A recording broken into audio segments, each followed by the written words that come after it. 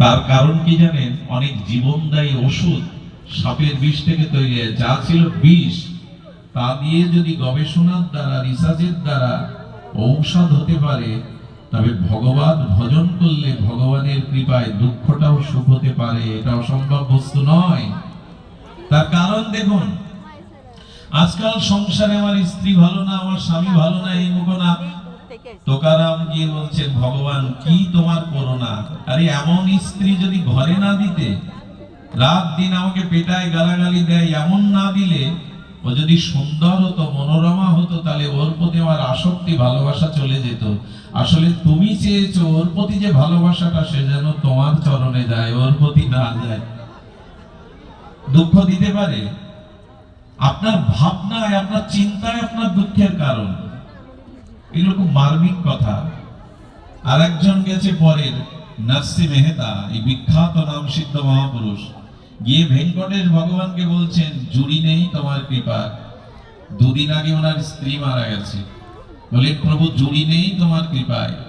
ঘরে থাকলে সংসারের নানান কাজে আমাকে পাঠাতো, এটা নাই ওটা নাই, এটা করো সেটা করো, দান দিত। এখন তুমি তাকে চরণে নিয়েছো, এখন ঘরের এক করে বসে দিনরাত আমি তোমার ভজন করতে পারবো, আর কেউ বাধা দেবে না। সাপের বিষ ঔষধ হয়। ভজন করলে, ভজনের অনুভূতিতে দুঃখটাও অমৃতের মতো মনে হয়। এই এই এই চেতনাটা ভজন থেকে আসে। আর এই ভক্তের অনুভূতি দেখুন, তুকারাম একবার একাদশীর পরের দিন পালন করতে গিয়ে রুটি বের করেছে থলে থেকে, আর একটু মাখন লাগিয়ে তুলসী দিয়ে ভগবানকে দিতে যাবে, মাখন বের করতে গেছে, কুকুর এসে রুটি নিয়ে গেছে। ওইটাই কিন্তু তার পালনের একমাত্র সম্ভব। যেই নিয়ে গেছে, আর তুকারাম কুকুরটার পেছনে ছুটছে, দাঁড়ান প্রভু দাঁড়ান, মাখনটা তো লাগাতে দিন, পাবেন পাবেন, মাখনটা তো লাগাতে দিন। 1 কিলোমিটার ছুটছে, প্রভু দাঁড়ান প্রভু দাঁড়ান। সর্বজীবে তার ভগবত দর্শন।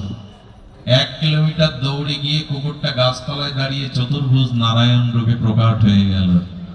তুকারাম, সর্বজীবে তোমার ঈশ্বর দর্শন, সর্বজীবে তোমার ঈশ্বর দর্শন, ভগবান পেয়ে গেল।